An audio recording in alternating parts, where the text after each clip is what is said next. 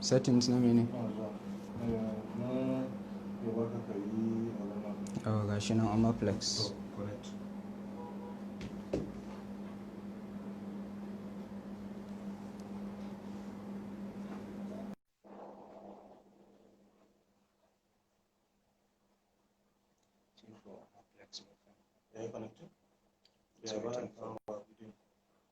Waiting. Okay. All right. Please what? Good morning, sir. Good morning, my brother. No problem. I'll speak to you later. Okay. How are you, sir? I'm fine, sir. It's good to have you. Good to see you, sir. But I'm not sure who I'm talking to, sir. Sir? This is chairman, right? No, it's not the chairman, sir. This is the moderator for today, sir. Okay, moderator, your boys are loyal, sir. How are you? Chairman? If you call me boss, sir, then what are you, sir? It's a pleasure having you on the program, sir. Same here, my dear brother. Thank you very much. Good morning to you, ladies and gentlemen. And it's good to have you today on the program organized by the Young Lawyers Forum, Gombe Branch. We are delighted to have everyone on board as we commence the program. We have with us today a special personality whom I'm very sure all young lawyers across the country are very delighted to have in their midst. He is a man that always supports young lawyers, as we all know. Recently, and not just recently, even in the past. He's a man of timber and caliber, and we are most obliged to have him with us today. Ladies and gentlemen, we're going to start this program, and I would like to point out certainly how we are going to go about with the program. The program is a short one. We are going to have just an hour or so of discussion about the topic, building a successful legal career, what a young lawyer should know. Now, this is a very important question for all young lawyers, because every day, most especially at this moment, when we have the NB elections, everyone is talking about young lawyers' welfare, young lawyers' what, and it seems it's just all about young lawyers. But after elections, we are only left with only few personalities like our guest here today who help us and guide us and inspire us to continue our sojourn in the profession. So we are glad to have him on board, and thank you very much, sir. And I would like to state, sir, there's an adage by the Arabs. They say, oh, our guests, had it been you visited us, you could have found us. However, in this instance, we are the guests and you are the Lord of the house. So, sir, today you are the Lord of the house, and we are very grateful for your hospitality. So, ladies and gentlemen, we are going to first I'm most humbled with your kind words. Thank you, sir. So, we are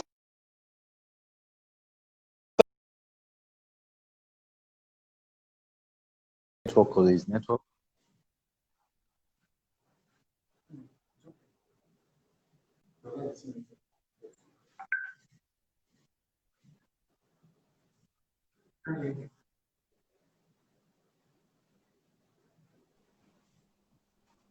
Yes, it was skipping, but now I'm hearing you. all right, thank you. I get my own office network. So, some of the things to know about our guest today. Our guest is the youngest senior advocate of Nigeria. He was privileged to be called as a senior advocate of Nigeria last year at the age of 34. Now, that's a feat that no one has attained in this country so far. And it's a cause to actually celebrate him. And we as young lawyers we celebrate him more so because he is always with us. If you could remember earlier this year, he was an essay, the Young Lawyers Forum, actually, the national branch organized an essay competition, which was in his honor, and he was the sponsor. I would like to state at this moment. Hello, sir. It seems he's having some problem with his connection.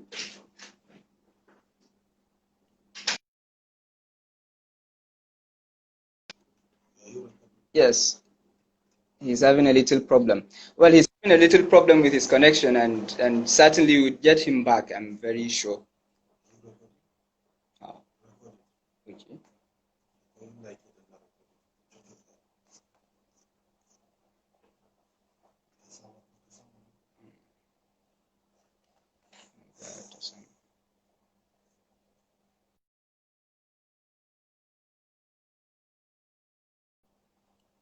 Check the options.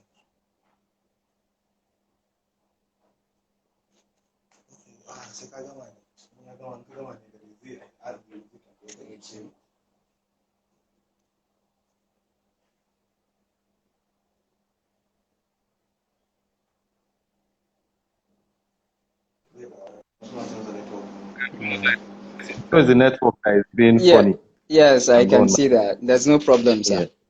So we were telling the people a little about you, and we informed them that you are the youngest senior advocate of Nigeria at the age of 34. And that would basically be my first question when we start.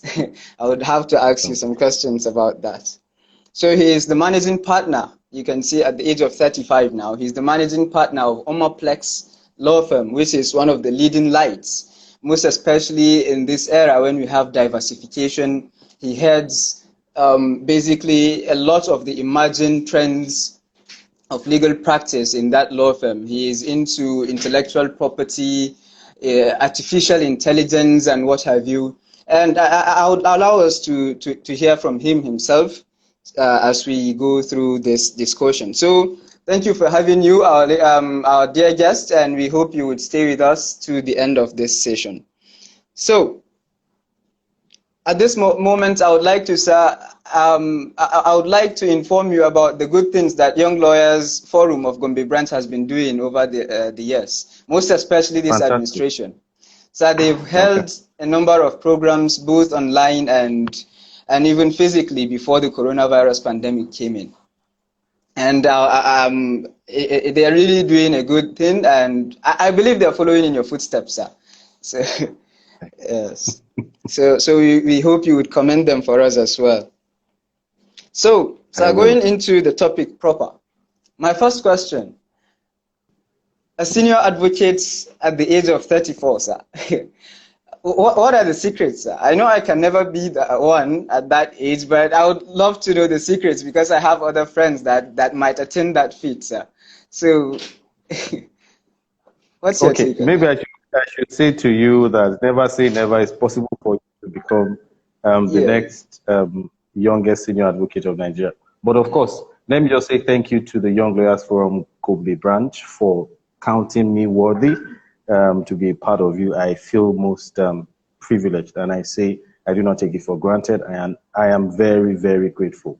That being said, I hope all of us are keeping safe this period, and I hope that we're trying our best. I think the best thing that we can do right now to win is to ensure that we keep safe. I'm sure you guys are hearing of a lot of people dying.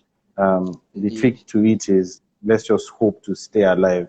It's not what we can see, and that's the really bit of the challenging part, and I'm sure it's slowing down a lot of works for all of us. Yes. So going to your question, please say the question again so that I don't go out of context. What was your question again? Yes, we just want to know the secrets about you became a son at the age of 34, the youngest ever. So it's really no secret.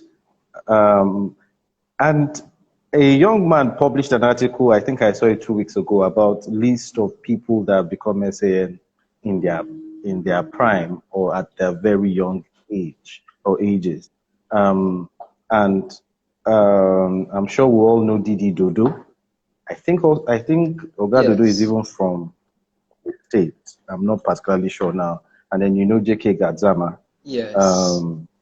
You know, there's my brother Silk who works with Liman. Diko Umar Diku. is also a Yes. very young man who Yeah. who adorns the silk at a very young age. So for me, I do not see anything, in all honesty, particularly different from all of their own. It's just maybe when the month that I was born. But really, Yes. for all of us, I think what is most central to all of us is desire. And the story is that if you don't desire a particular thing, then you really would not even know how to get it. That's That's it. one. And for me, I also say that being an SAN at the age is really nothing spectacular. And pardon my English for saying that, because a whole lot of people are doing well in different things. I only wanted to be a lawyer on the street, simple, and I wanted to be the best at it, right? And then I'm sure there are some of our colleagues listening to us that all that they want to be would be on the bench. They also want to be in the corporate line. So I do not feel that the fact that you're an SAN at this particular age is something spectacular or different from someone that makes the bench, either as a magistrate or as a judge, even at the age of 34. But I'm sure there are so many people on the bench who got there even before they are 30, and I feel that those are the people we should celebrate because they've put in a lot of work into it. And also, there are a lot of corporate commercial lawyers that are doing a whole lot of stuff, and well, my take is if you know where you're going to, that's fine, and that's what is important. And in all of this discussion, if anybody will take anything out of it, what is most important is knowing where you want to be. My race is different from your race, Mr. Moderator, and of course, it's different from Indeed. the chairman's race, and it's different Yes. from every other person's race. And I Yes. say to people that sometimes it looks as if you're walking and nobody is seeing it. And I tell people it's a matter of time, And for me, a combination of a number of things. Keep your secrets to yourself. Don't tell everybody where you want to get to. You don't need to. And thank God for social media now that everybody knows what everybody's doing. I Exactly. honestly, I honestly do not think that everybody should know what you want to do, and Yes. keep it to yourself, because sometimes I was telling one of my friends yesterday. The person was in my office, and I was telling the person that in our place they say those who have heads don't have caps, those who have caps don't have heads. Wow. Imagine that you are the one that has a head, and the cap that the person needs is your idea, and you go out and tell the person is complete. So Indeed. why not Indeed. just keep your own idea to yourself and don't go about telling people what you want to do? But what is most important, I was looking at the map of Gombe just a few minutes ago, and Okay. maybe this is the best analogy I can give to all of us. It's easier for anybody from Gombe to reach Borno faster than anybody going from Gombe um, that is heading towards Abuja. But I Sure. tell you, it is possible that that person going to Abuja that knows the way and is focused about it will get to Abuja first before the person Yes. going to Borno. Indeed. And there are a lot of distractions that will come your way as an individual. But if you know that where you're headed, this is where you're headed, then why not just stick to it? And for me, that's maybe one of the things that helped me. All I wanted to be in my life was just become the best lawyer. And I must tell all of you, I did not want to be a lawyer. My parents Wow. forced me to be lawyer. And maybe your own generation now, you people, you choose what you want to be. But in my own generation, your parents look at you, you Douglas, Dodo, Ajale Gogo, go and become doctor. And that's Doctor. it. Just do Exactly. it. If you go and become a technician, go and do it. That's how our own generation, well, I'm not that old, but then that's what happened to us. Maybe nowadays, you hear people say, I want to become a computer scientist, an engineer, a lawyer, doctor, and you stick to it and your parents will allow. But in my own days, my dad just told me, it's not possible for you to become a lawyer, a doctor, you don't have the brain for it. Shikena. That's all. That's Go all. and do anything. And my mom told me that when I complained, I said, your husband said I should go and become lawyer. What is even lawyer? In fact, interestingly, I did not even know the spelling of lawyer. I remembered something that happened when my dad asked me to spell lawyer. Lawyer that I've never known how to spell. It is you that said I should go and become lawyer. And I remember the spelling I gave him was Layer. Wow. He beats the. He said, can't I know that there's something wrong? I said, lawyer. Law. And I didn't get it. It took me 2 days to get the spelling of what lawyer was. But my mom now called me and said, now that your dad says that you cannot be a doctor, go and be a lawyer and be the best that you can be in it. And I said, Mom, is that? I said, no problem. I'll go and do that. And you know, of course, that now brings us to a level of discussion which is different. So I hope that answers the question. It's answered exhaustively. It's answered exhaustively, sir. And we're very grateful for that insight, sir. And I myself, I would like to tell you, sir, that I never wanted to be a lawyer initially. I was a science student in secondary school, but mathematics did the magic for me to become a lawyer. So, sir, coming down to the topic, building a successful legal career. Recently, sir, in the essay competition organized in your honor, I participated, and fortunately for me, I was the second runner-up. And what I wrote about is about the diversity of the legal profession, how we should look at the legal profession, not just as litigation and all that. So my question here is, sir, or rather, I would like you to enlighten us more about what legal career should mean. Is it just litigation and corporate commercial, or how should young lawyers look into this, the legal career? How should young lawyers look at it? Okay, thank you for that question. You said it.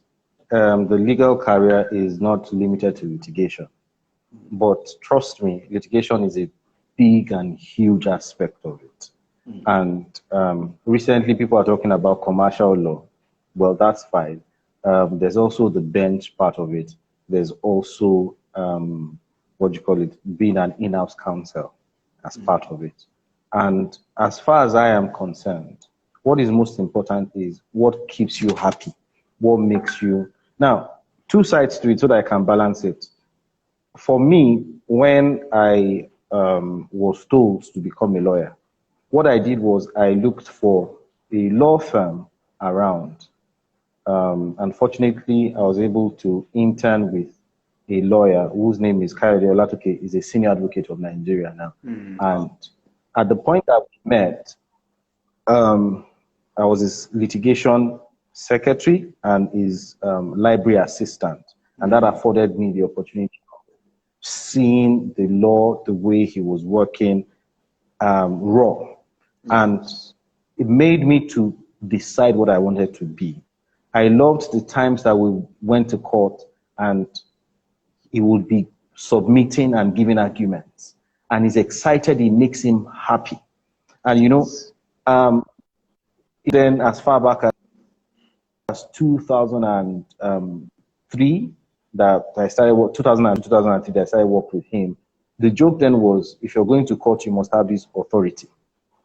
So authority is, of course, you all know that is the citation or the law report that you would give to the judge. But what struck me then was the fact that I enjoy the fact that you're looking for an authority to defend your matter and you having a joker, right, to state your case. Amongst some of us that worked with him then, some people liked the fact that they write or they listen to people's argument and say you are correct, you are wrong. I say to people, I can never be a judge because I'm too restless for it. And I feel that those people that are called to be judges or justices, they are really special people ordained by God to do it. And the reason for that is their line is they need a lot of patience. They need a lot of patience to be able to do that. I do not have that patience. I know my own capacity. And with the fact that I entered a law firm, I got to understand that there is the bench side of life. There is the the bar side of life. I understood that there is the corporate side of life. In fact, apart from the fact that it was, now I do a lot of corporate commercial work, but then I did not particularly like sitting on boards or being a company secretary. And I did not even want to be a company secretary or work as an in-house counsel. I just feel that there's so many grounds to be attained, so many grounds to conquer. And that is for me. I really do not like that easy and quiet life. I prefer that there's a problem today, we're trying to solve it, we're looking for answers. And that's what informed my own decision for my own career path. And because I'm a restless person, I know that being a judge will not work for me. And also being an in-house counsel will not work for me. So sometimes I also need to balance this statement. I was sharing with my friend yesterday, I told the person that you also need to know what works for you. Because what works for you might not be what will work for me. And it must be an understanding for yourself, right? And so the fact that somebody is in litigation and is doing well is different from if the person you put him in corporate, it might not do well. Yeah, exactly. And also the fact that wherever you are at whatever point in time, you need to ensure that that is what you want to do. And the fact that we're all doing a job. It is a job. It's not meant to be interesting. As far as I am concerned, I apologize for whoever's opinion is different. But the fact that the work is a job, you might not really 100% say you love it, right? Exactly. So that I'm trying to balance the part that you feel that once it's a work that you're doing, you must love your job. Not necessarily. Everything, as far as I'm concerned, is a means to an end. And this career that we're all choosing is a journey or a process. But if you begin to think that it's an end in itself, then it will become boring. So why not do your job that keeps your family together, or that keeps money coming in? Then by the side, you can be doing whatever thing that makes you happy. Or after you are retired, go and do what makes you happy. But of course, you need to also balance that. Some people we need to balance the fact, and the decision is yours. Do you want to keep doing what makes you happy and you are going slowly to nowhere? Or you want to do that job that doesn't make you happy and is really giving you a mileage to be able to do what you want later? So that says it for me anyways. All right, thank you very much, sir, for that answer to that question. Now having known what legal career should mean, maybe, as you say, to summarize it, a legal career is what you feel you want to do with respect to the law, what aspect of the law you want to practice. What works for one doesn't have to be what works for another person. So, sir, now to build that career, for instance, a person has chosen an aspect of the law that he chooses to practice in. Now, what are the building blocks for starting an inspirational career that would inspire young lawyers during his own time? Okay. There are a lot of things that we all need, or of course we all need to do to build that block, or the blocks that we need. One, there must be a desire. You must desire that you want to attain a particular height in your profession. Once you've chosen that this is where you want to be. And this is the analogy for me. Wherever you are now, if your desire is, if you take a stone, if you step out of your office, take a stone, and really your desire is to throw the stone on the roof of the place that you're in. If you close your eyes and say that you want to make this stone touch the sky, right? Yes. You would definitely, it's possible, of course, you can never touch that sky. But if you put in the whole of your best to say you want to touch the sky or reach the sky, with the effort that you put into throwing that stone, trust me, When that stone is coming down or coming back down, it is higher than that roof that you actually really intended to get to. Yes. And the trick is, whatever path that you choose, aim for the sky, aim for being the best. And the truth is, a number of people do not even have where they are going to. And this is with all due respect, this is with all due apologies to people. If you ask yourselves or ask people around you, so in 10 years, in 20 years, where do you want to be? What do you want to be? As far back as 2006, even before I became a lawyer, because I became a lawyer in 2008, every of my classmates knew I wanted to become, I wanted to go to, what do you call it, into practice. But I knew, if you asked me in 2006, I had said to myself, I want to be a senior advocate of Nigeria. Wow. And that changed the way I read my books. It changed the way I networked with people. It changed the way my approach towards my work. You know, so what is most important, at least for a start, is having a desire. Desire where you want to be, how you want to get there, right? And then you now need to plan your way, plan your graph towards getting there.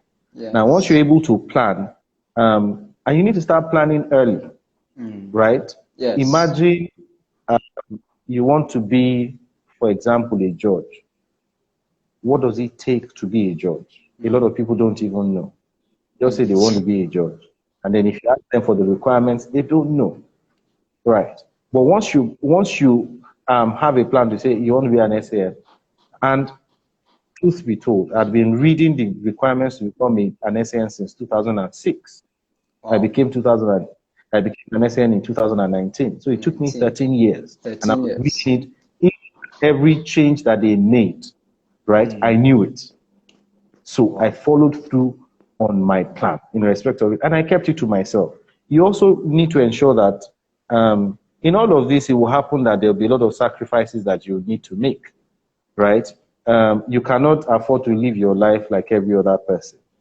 For me, a lot of the times, I don't leave my office until maybe 11 p.m., 12, 1 a.m. at times. Wow. Sometimes I go home as late as 2 a.m. reading. And because of what I wanted to do, I reduced the number of hours of my sleep. Average person will take 8 hours sleep. As far as I'm concerned, that 8 hours is too luxurious. You know, really, I really don't sleep than 3 hours in a day. This is me being as straightforward as possible. And mine is appreciating out. You know, in your search to becoming whatever thing you want to do in your career, you have to sacrifice some things. You need to also avoid distractions. There'll be a lot of distractions. I knew I wanted to be, a senior advocate, actually. And I got a job with the best or the largest bank in the whole of Africa. But I turned it down. I said I didn't want it. In fact, that even caused me a problem in my house because they thought I was crazy. Twice they offered me a job I said I didn't want. I got offer to go to masters abroad for 2 years. But I turned it down because my boss told me that in 2006 that it only takes 10 years of undivided life for you to be able to get to wherever you want to get to. So I said, if out of that 10 years, I take up a job with a bank, that means I've taken out of it. Out of that 10 years, I take up my free scholarship to study abroad. Really, I've taken out of it. And those were distractions that I could not afford. Do you understand? So we all need to guard against distraction. Also, when you want to get to wherever you want to get to, you need mentors, you need people in your life that will direct you and guide you because they have been through it. One of my sources of inspiration is Kainde Ogumiju, SAN, who is, who also became a senior advocate of Nigeria at 11 years at the bar. Wow. And I met him in 2012. He was called in 2005 At 2012, Kehinde Ogumiju, now SAN, was already qualified to become a senior advocate of Nigeria. Wow. That's 7 interesting. years at the bar. 7 years. And you know what made, so I knew that there is nothing spectacular about me deciding to become an SAN. If someone that is my friend and brother, I call a mentor, was already qualified as far back as 2012. Of course, he got it when he got it in 2017. Okay. Right? Yes. But between myself and himself, we knew he was qualified as far back as 2012. And his cases were complete. And, you know, we started sharing, what do you have? What don't you have? What can we do? What can we not do? And, you know, once you begin to desire things like that, it's easier for you to be able to execute it. And if you dream it, you can achieve it. If you don't dream it, then it's not possible. And then I say to people, like I said when we started, keep your dreams to yourself. Don't go out there and be doing videos, let people know what you are up to, how you want it. Some people are, anyway, I say to people that sometimes God sends people to your life to distract you, or to even ensure that you will not even get to where you are going to. But if you keep it to yourself, then nobody knows where you are heading. Sure. And you know, those are the things that are building blocks. So as a matter of recap, you need to desire, you need to plan, you need to, of course, there are a lot of sacrifices that you do. There'll be a lot of distractions that will come your way that you need to avoid. Then you need a mentor, somebody to guide you along the way, and then keep yourself. Indeed. Thank you very much, sir. Yes, indeed. Focus, planning, mentorship, persistence, and hard work are all those things you mentioned in this summation. Thank you very much for that wonderful answer, sir. Now, going back to the question now, let's look at it from an angle of this era, perhaps the 20th and 21st century. Now, you are faced with a lot of technology, you know, disruptions here and there in every aspect of human life. And I personally believe that there's no aspect of humanity that's not governed by the law. And if technology has reached other aspects of humanity, then definitely it has already reached the law. But still we have this technological gap in Nigeria. Recently I was reading one of your articles that you were discussing about technology and why lawyers should keep abreast of the trends in technology. And I was looking at the need for us to have technology in our practice of legal profession. What would you say about that? Okay, I feel that without technology, we really cannot move forward. Yes. And one of the great philosophers says that we cannot allow the society to evolve, and then we lawyers stay back, let the evolution take place, and will not it. As it is now, we cannot even go far without technology. Of course, technology could be distracting. Now you're in Gombe, my brother. I've not met you before, and I'm sure there are about other people on this platform that we're talking on and we're sharing. And without technology, it's not possible for us to be able to interact. You know, and with the way we're talking, if somebody had not even known that we've not met before, it would be as if, oh, these people are friends for a lifetime. But that's the advantage of technology. And rather than focusing on the distractions that it will give to us, or it will be to us, then we can focus on the fact that we can build or leverage on it. Yes. And as young lawyers, you know, I think a trick that a lot of us don't know is that a lot of these older people, they are jealous of us. They cannot even technological space. And you know, we can take advantage of it. Like you said to me now, you read an article I wrote. And if it's not for technology, you're not able to read it. I was telling my friends yesterday, telling the person that if you do not take advantage of the technology that you have, it becomes a distraction to you. You can use your phone, Google the next law, Google the next trend, Google place you want to be, Google the jurisdiction you want to work, Google their laws there, and it's going to be helpful for you. So I feel that for lawyers, we need a lot of this technology. And we also need to guard against it to ensure that it's not a distraction to us. Imagine you have a case in court and you're stuck up, or you're stuck in court, and you do not have access to a physical library. Indeed. How do you intend to do it? You need technology to be able to use a law pavilion, for example, or a legal juriscope online, or whatever technology that you're using to do your research. You have a new area and your client says, lawyer, can you do this for me? You say, would you turn him down to say you cannot do it? No, absolutely. Then you have the technology, you have the facilities, you can take advantage of it and go through it and ensure that you use it for your own advantage.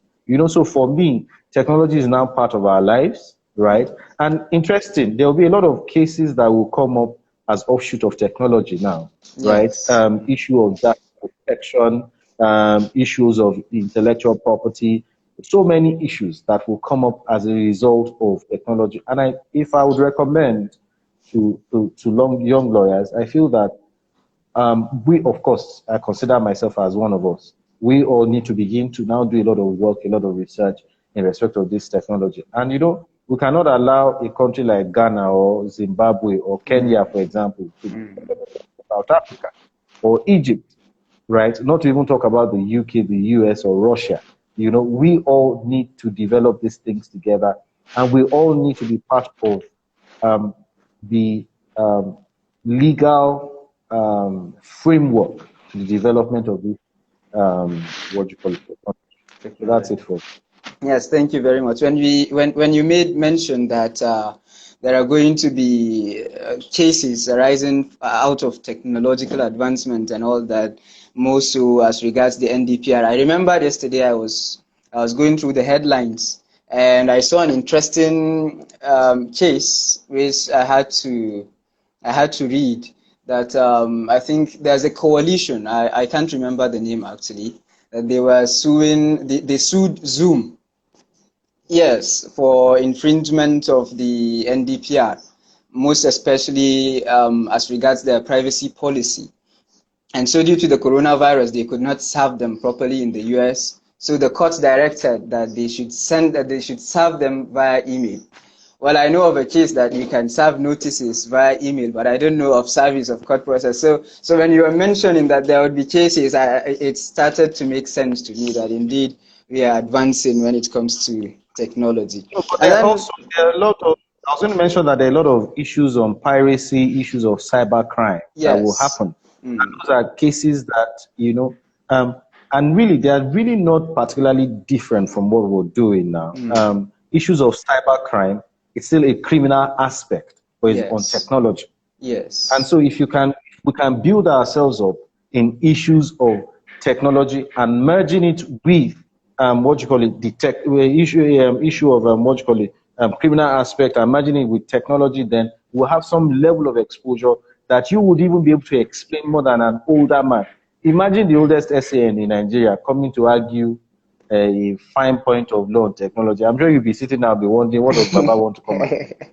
But I feel he would rather yield a floor to you or myself to give an explanation, as to how this thing is working. Yes. Do you understand? And that's the advantage that we as younger people, as a younger generation now. Indeed. Just to add to what you just said. Yes, indeed. That's very good. Now, indeed, so this raised another question to me, or rather, maybe I would want you to state more on this issue that recently there have been programs. Actually, I myself, I participated in some of them, which are actually not law programs, especially this online learning on LinkedIn and others. I would want you to encourage young lawyers to participate more in these kinds of programs. Recently, I participated. I earned a certificate in one of these programs about information security, where I was learning a lot of things about computer science, but then you can,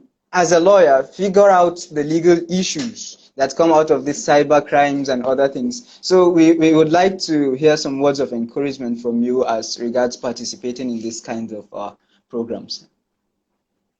Okay, so I'll share a secret. During this coronavirus pandemic era, what we did in our office was to ensure that all the lawyers should choose the courses that they want to study online, and it was compulsory, and you come and give a report on it.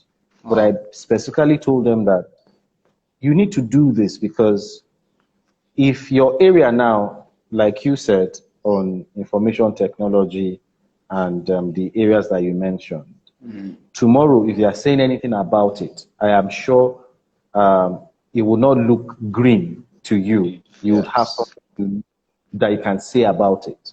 Now, imagine another person has picked up on constitutional law, right? Or enforcement of human rights, or cybercrime, or information technology, or whatever aspect that you feel that is good to you, that you feel that you'll be able to use later in life. And let me tell you, the trick to this profession is the more information you have, the better for you.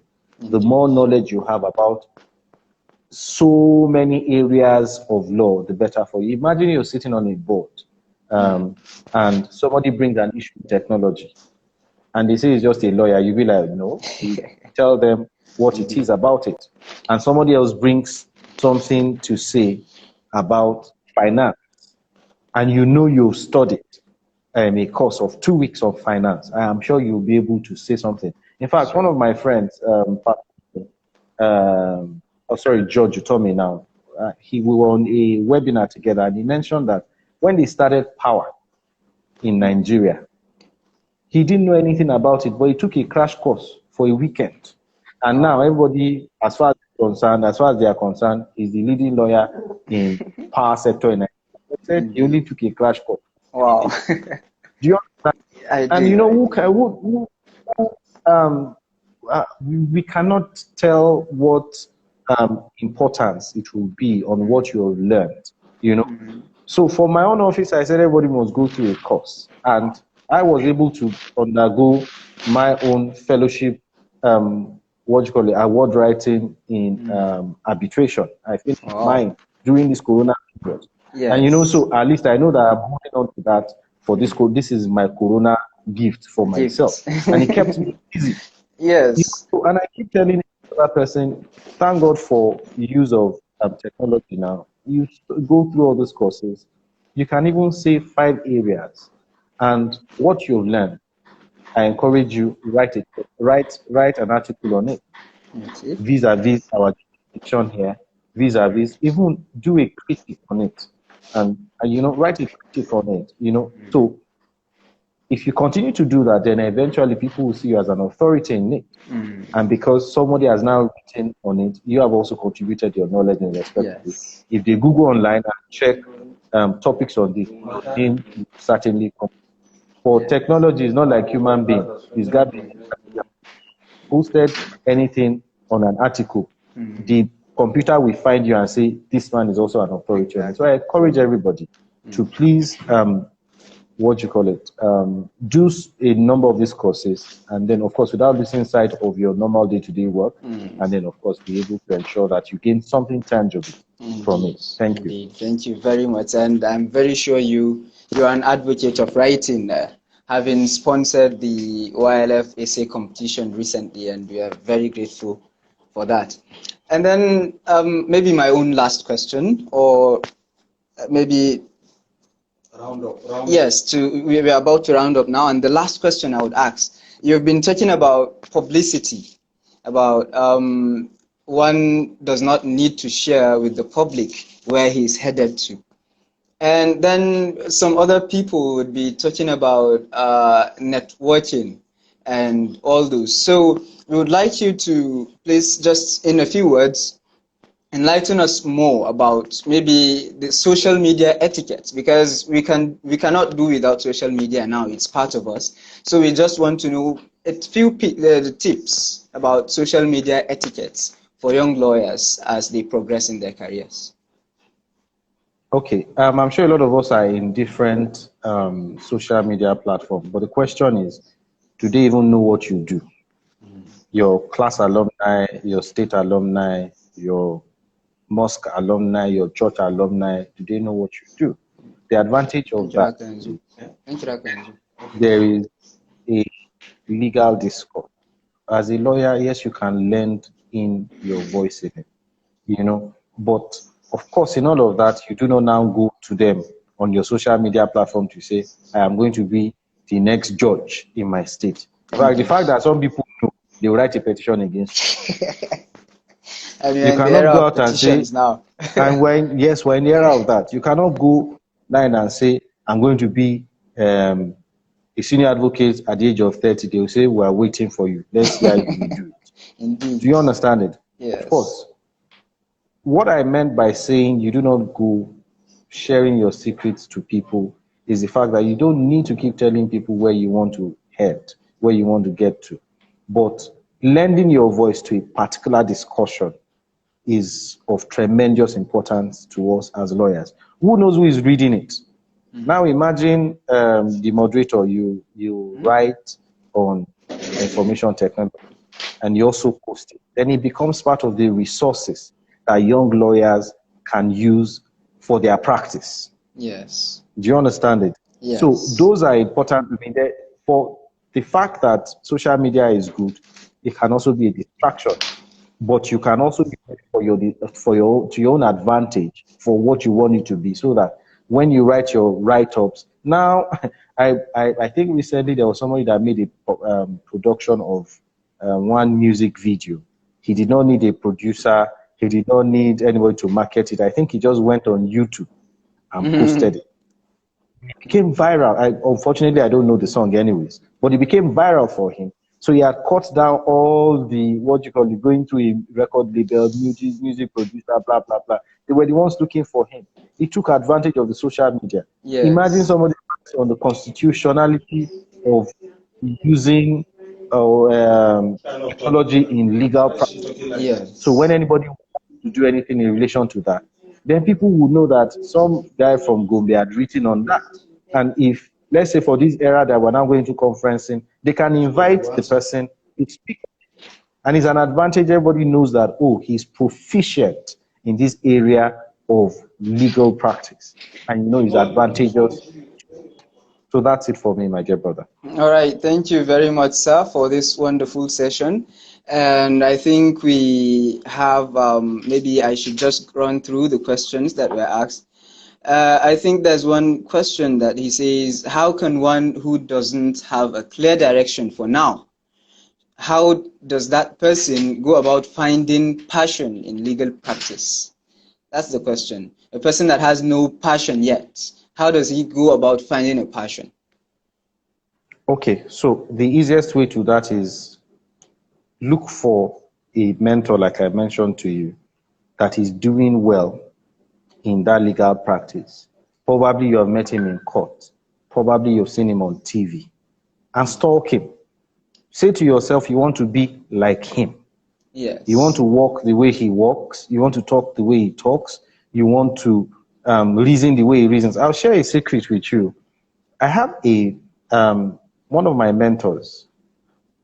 He's a mentor, but he's not, we don't speak. He's somebody I know from afar, right, that I consider as a mentor. Whenever he's going to court, I just ask his people in his office, when is Oga going? That was then anyways. They'll say he's going on Monday, Wednesday, and a particular day.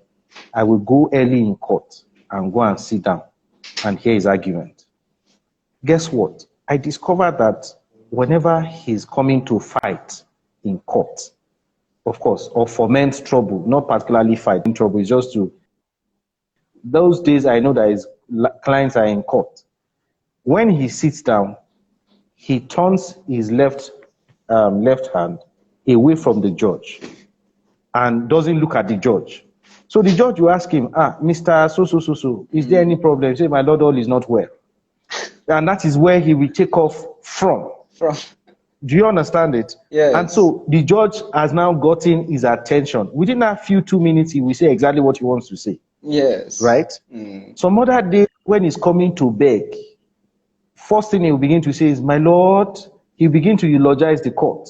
Tell the court how wonderful it is the judge has been over the past 10 years. Do you understand it? But you learn those tricks. And those are the things that will now make you enjoy the profession.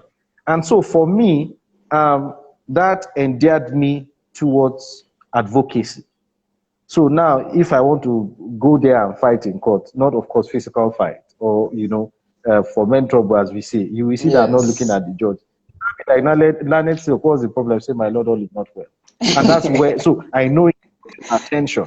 Yes. And that's a, and for that is a experience I learned as far back as 2011. Do you understand? And it Yes. keeps my mind, or made me interested Yes. in the profession. And I wanted to be like that particular lawyer and Yes. argue like the particular lawyer. He became Yes. an SAN. I wanted to be an SAN myself. Yes. Do you Indeed. understand it? I do understand perfectly. If for you don't even have a drive, the fact that you are like that person keeps you happy. And you know that that has worked for you, at least until you now get to know that this is what you want to do. Yes. I want to be like this person, enough for you. And that's my answer to that question. Thank you very much for that wonderful answer. And so we've run out of time already, and we have maybe just in 1 minute if you can answer. It's the last question, and we just want to round up now. And it's about, how do you build your client base? That's the question. How does one build his client base? Okay, so the trick to building client bases, in all honesty, you start from friends and family. Yes. Their friends. Yes. From their friends to their friends' bosses, from their bosses to their bosses' friends, and then from their bosses' friends to the markets they know you. Yes. It's a gradual process. If you grow up, you will stay there. If you jump up, you will come down. And usually I say, look for a particular area of law and carve a niche for yourself. Yes. All right. It's easier for you to build gradually as against hoping that you will just appear like that. One day. And trust me, if you make a list of all the lawyers that are doing well now in Nigeria, there was a time they were not doing well. Exactly. There was a time they had to go through the ranks. There is no automatic progress anywhere. But one thing is sure is that they were focused in what they were doing, and they started building gradually. Imagine if you do a case well for your friend's friend. Trust me, if his own friend has a problem, they will refer them to you. Indeed. If in that person's office, they don't even know you and they are looking for a lawyer and they know this particular human being is good, they will come to you. Everybody is looking for solutions to their problems. So I say to you, to build a client base, be a solution giver and not a problem maker. Thank you very much. And I think on that note, we come to the roundup of this discussion. And before the end, I would like to call on the chairman of the Young Lawyers Forum to say his final words on the program. And I would urge you to please thank him for us for organizing these kinds of programs. I believe we've been doing well, and the testimonies around here in Gombe are very much great. And we are really happy to have him as our chairman here. So, Mr. Chairman, please, you can say your final words. Compliments of the day, ladies and gentlemen. Learned Silk, sir, is nice to have you on board, sir. Thank you very much, sir. Yes, I would like to, at this juncture, use this medium to thank the Learned Silk for having our time and interacting with us. And to all the participants, we thank you all. We really appreciate you all. And so we look forward to having you some other time. Despite the fact that your schedules are very tight and busy, we are very much grateful to have you on board, sir. Thank you, Mr. Chairman. I would like to say thank you to you for counting me worthy for this time. I am so grateful. And like the moderator has said, we should say thank you to you. It shows that you're doing well, and that's why you have these followers, people following you, on the things that you do. And I please plead with you, do not relent, do not get tired. These are seeds that we sow for the future. And God in his infinite mercy will reward us. And I would like to say to every other person that is listening to us and that is part of us, thank you so much for being part of this program. I'm sure you guys can reach out to me anytime. I'm sure on the social media you can find my social media handles there. And then, of course, you can keep communicating. And I'm sure the chairman has my number. Please feel free to get my number and stay in touch. and we'll continue to talk. Thank you so much. I feel so humbled and privileged. Thank you very much. And to Mr. Moderator, thank you very much. I am grateful for your kind words and for your time. Thank you. The pleasure is all mine, sir. Thank you very much. And with this, our fellow viewers, we thank you all for having time to watch this program live on Instagram from the beginning to the end. And I'm very sure that you've gained a little, a lot out of the little that he could share with us today, because I know he has a lot more to share with us, but due to time and other commitments of his and ours, we have to draw the curtain at this moment. So ladies and gentlemen, thank you very much for your time, and with this I say goodbye. Thank you. Thank you very much. Take care. Thank you very much. Bye. Welcome, sir. How do you stop it? Oh, end it.